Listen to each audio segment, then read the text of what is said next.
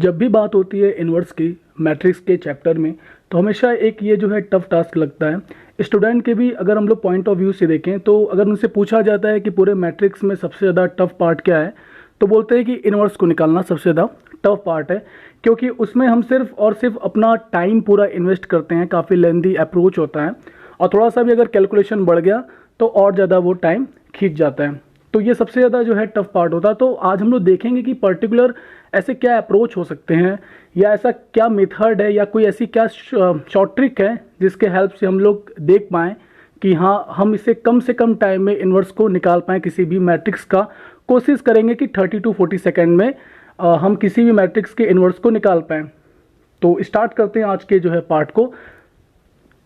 तो my name is Ravi Mishra और welcome to mathematics classes. आज के इस जो है पार्ट में हम लोग देखेंगे कि इन्वर्स हम कैसे निकाल सकते हैं विद इन 30 to 40 सेकेंड। तो आप ये स्क्रीन पे जो है क्वेश्चन देख सकते हो। क्वेश्चन नंबर यहाँ पे फर्स्ट है, क्योंकि मैंने सिर्फ एक ही जो है क्वेश्चन लिया है, जिससे सिर्फ हमें ये बात समझ में आए कि इन्वर्स हम कैसे निकालते हैं।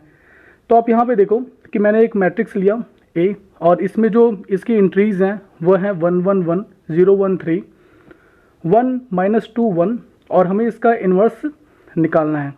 तो क्या इसकी जो है बेसिक अप्रोच है, उससे हट करके क्या इसका जो है शॉर्ट ट्रिक है उसको जानते हैं।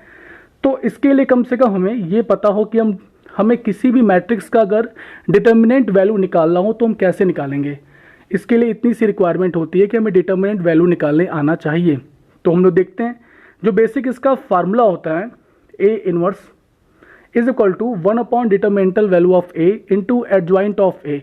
एडजॉइंट ऑफ ए क्या है, मैट्रिक्स ही बनेगा बट वो एडजॉइंट के फॉर्म में होगा किसी भी मैट्रिक्स के लिए। तो देखें क्या है इसमें। तो हम लोग जब भी बात करते हैं डिटर्मिनेंट को निकालने की, तो जैसे मैं डिटर्मिनेंट को किसी भी जो है कॉलम या किसी भी रो के अलोंग एक्सपेंड करके उसकी वैल्यू को निकाल सकता हूँ। तो फिलहाल मैंने R1 के अलोंग यानी कि रो 1 के अलोंग एक्सपेंड किया है। तो सबसे जो है पहले मैंने फर्स्ट एलिमेंट को लिखा 1, उसके बाद आप इसके रो और इसके जो कॉलम को बंद करोगे। बेसिक अप्रोच आई थिंक आपको पता होनी चाहिए अगर आप ये ट्रिक देख रहे हो तो इसके लिए मैंने कहा ना, मिनिमम रिक्वायरमेंट है कि आपको डिटर्मिनेंट की वैल्यू आनी चाहिए कि क्या आप कैलकुलेट कर पाओ। तो आपने यहाँ पे 1 लिखा, फिर आप इसको जब बंद करोगे 1 1 जा 1 -2 माइनस माइनस प्लस 3 इंटू 2 6 होगा, तो 6 + 1 आएगा। सेम यहाँ पे -1 0 -3 + 1 0 -1 होगा। तो आप बेसिक जो है जानते होगे कैसे हम डिटर्मिनेंट निकालते हैं, तो आप आसानी से इस पर्टिकुलर मैट्रिक्स ए की डिटर्मिनेंट वैल्यू को निकाल पाओगे। ठीक है, तो जैसे ही मैंने यहाँ पे डिटर्मिनेंट वैल्यू को निकाला, वो हमें मिल जाएगा 7 + 3 - 1 which is equal to 9, because 10 - 9 हमें 10 - 1 हमें यहाँ पर 9 मिलेगा। ठीक है, अब हम लोग जो फार्मूला जानते हैं, A inverse is equal to 1 upon determinantal value of A, that means कि 1 अपॉन 9 और एडजॉइंट। अब यही टास्क जो है अगर आप एनसीईआरटी या किसी भी बेसिक बुक में देखो तो काफ़ी ज़्यादा लेंदी अप्रोच में होता है। एक बेसिक इसका है जो है अप्रोच, जो कि हम लोग एनसीईआरटी में पढ़ते ही हैं, बट कंपटीशन के पॉइंट ऑफ व्यू से आपको वो बेसिक मेथड नहीं लगाना। आज जो मैं मेथड आपको सिखा रहा हूँ वो आपको सीबीएसई या आईसीएसई के बोर्ड में बिल्कुल यूज नहीं करना है। ये जो मेथड है वो स्पेशली आईआईटी या फिर और अदर इंजीनियरिंग एग्जाम में के लिए यूज़फुल है, यानी किसी कंपटीशन में आप इस मेथड को लगा सकते हो, लेकिन भूल करके भी इसको बोर्ड में यूज़ मत करना, अदरवाइज कोई नंबर आपको नहीं मिलेगा। आंसर भले आपका 100% एक्यूरेट होगा। आई थिंक ये बात आप मेरी समझ पा रहे होगे। तो इसमें हम लोग देखते हैं कि क्या हमारे पास एक बेसिक अप्रोच है, उससे हट करके जो शॉर्ट ट्रिक है उसके थ्रू हम एडजॉइंट कैसे निकालते हैं किसी भी मैट्रिक्स का। तो आप यहाँ पे देखो, जैसे मैंने क्या किया, अब इसके लिए मुझे इस पार्ट को यहाँ पर अच्छे से एनालाइज करना पड़ेगा कि मैंने क्या लिखा है। सबसे पहले आप रो 1 को पूरा उतार दो।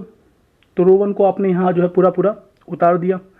इसी तरीके से रो 2 को आप जो है पूरा उतार दो। इसी तरीके से रो 3 को आप जो है पूरा उतार दो। दैट मीन्स कि जो मैट्रिक्स है उसको पहले यहाँ पे हम राइट डाउन कर देंगे। ठीक है, मैट्रिक्स के जो एलिमेंट्स हैं। ओके, उसके बाद आप क्या करो, ऐसे नाम यहाँ पे दे दो, C1 C2 और R1 R2। ये सिर्फ आपको मैं समझाने के लिए इतना टाइम ले रहा हूँ, अदरवाइज आप जब इसमें एक्सपर्ट हो जाओगे 3-4 बार की प्रैक्टिस के बाद, तो आप खुद ये फील करोगे कि आप किसी भी मैट्रिक्स का इन्वर्स 30 to 40 सेकेंड में आसानी से निकाल पा रहे हो, अगर आपकी कैलकुलेशन अच्छी है तो। अब आप यहाँ से देखो, फिर मैंने क्या किया कि जो C1 पार्ट है, यानी जो कॉलम फर्स्ट है उसको मैंने वैसे ही यहाँ पे लिख दिया, ठीक है।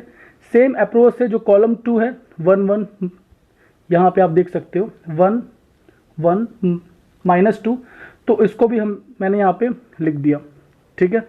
फिर मैंने क्या किया कि ये पार्ट, अब ये हो गया R1 और ये पार्ट हो गया R2, तो इसको आप क्या करोगे कि R1 आप फिर से रिपीट करोगे यहाँ पे, ठीक है। R1 आपने फिर से क्या किया, रिपीट किया। आप देख सकते हो कि R1 में अब टोटल 5 एलिमेंट्स हैं यहाँ पे 1 1 1 करके, तो आपने इसको यहाँ पे रिपीट जो है कर दिया। फिर उसके बाद जो R2 वाला पार्ट है 0 1 3 0 -0 1, उसको भी आपको यहाँ पे रिपीट कर देना है, तो आपने इसको भी रिपीट कर दिया। अब ये जो मैट्रिक्स टोटल अगर इसको हम देखें तो ये 5 क्रॉस 5 का बन गया, जिसमें कि 5 रोज एंड 5 जो है कॉलम है। तो पूरे मैट्रिक्स से हमें इसमें काम नहीं है। हम क्या करेंगे कि इस पर्टिकुलर रो 1 और C1 को निगलेक्ट हम कर देंगे, हटा देंगे, अवॉइड कर देंगे। आपको तब अब क्या करना है, इसमें जो ये मैंने बॉक्स बनाया है, ये वाला बॉक्स, इस बॉक्स को आपको जो है समझना है, यहीं पे मेन काम है, ठीक है। अब मैं क्या करूँगा कि मैं इसका मल्टीप्लाई यहाँ पे करूँगा 1 × 1 और माइनस टाइम्स करते हुए माइनस माइनस प्लस 2 × 3, यानी 1 + 6 7। तो जो भी ये पार्ट आएगा आंसर, उसको मैं यहाँ पे लिखता जाऊँगा। तो आपको करना कैसे है कॉलम वाइज और फिल करना है रो वाइज। मैं इसको और अच्छे से जो है समझाता हूँ। तो सबसे पहले जो है, पहले मैंने जैसे जिसको डिटर्मिनेंट सॉल्व करने आता है वो क्रॉस मल्टीप्लिकेशन को बहुत अच्छे तरीके से समझता है वो, तो उस केस में इसको इस बात को समझने के लिए ज़्यादा टाइम नहीं लगेगा। इसके लिए बेसिक आपको डिटर्मिनेंट की निकालने का जो तरीका है वो पता होना चाहिए एटलीस्ट। तो यहाँ पर आप देखो 1 × 1 आपने किया, माइनस टाइम्स करोगे फार्मूले का, और यहाँ पहले से ही माइनस दिया गया है, तो minus minus plus 2 × 3, that means क्या हो जाएगा 6, 1 + 6 7, यहाँ पे आ गया 7। इसी तरीके से 1 × -2 माइनस टाइम्स 1 × 1, आप जब सॉल्व करोगे तो आपको मिलेगा -3। फिर इसी जो है तरीके से 3 × 1 -1 × 1, यानी 3 - 1 2, क्लियर होगा आई थिंक। उसके बाद फिर आप नेक्स्ट वाले जो है कॉलम में आ जाओ, तो 1 × 3 और माइनस में 1 × 0, यानी 3 - 0 क्या हो जाएगा 3। उसके बाद फिर आप देखो यहाँ पे, इसके बाद आप यहाँ पे देख सकते हो कि आपको करना है 1 × 1, ठीक है, और 1 × 1 माइनस में 1 × 1, तो 1 - 1 क्या होगा 0। ये जो कैलकुलेशन का पार्ट है आप इसको मन में भी कर सकते हो।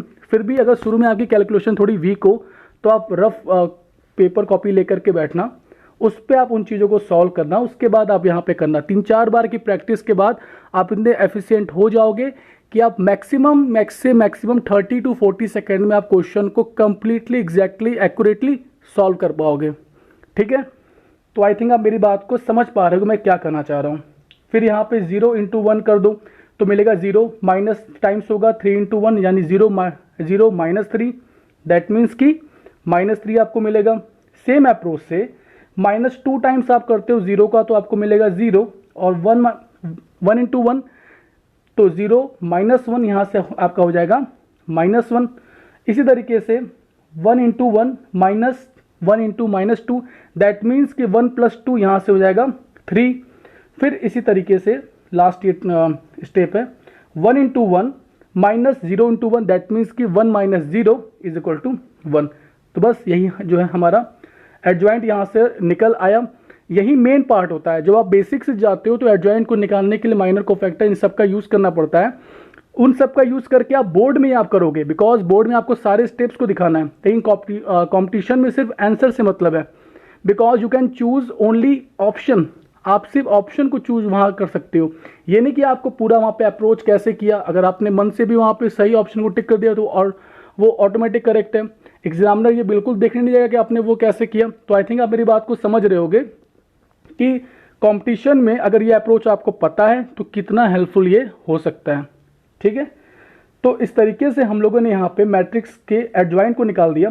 अब जो है फाइनली 1/9 का जितने भी एलिमेंट है उसमें मल्टीप्लाई कर देंगे, जो कि बेसिक इसकी प्रॉपर्टी होती है कि अगर कोई एलिमेंट है स्केलर है और किसी मैट्रिक्स में मल्टीप्लाई करना है तो वो ईच एंड एवरी एलिमेंट्स में जा करके मल्टीप्लाई करता है। तो आई थिंक आप यहाँ से समझ गए होगे। 9 से जब पूरा हम यहाँ पे 1/9 से मल्टीप्लाई करेंगे, then we get A inverse is equal to 7/9 minus 1/3 2/9 1/3 0 minus 1/3 minus 1/9 1/3 and 1/9 which is our required answer. तो आई थिंक आप ये बात अच्छे तरीके से समझ गए होंगे और आज की क्लास आपको बेहद ही पसंद आई होगी। अगर आपको ये क्लास पसंद है तो आप जो है शेयर करना, सब्सक्राइब करो मेरे चैनल को और मिलते हैं हम लोग नेक्स्ट वीडियो में। तब तक के लिए आप अपना ध्यान रखें और खुश रहें। Thank you.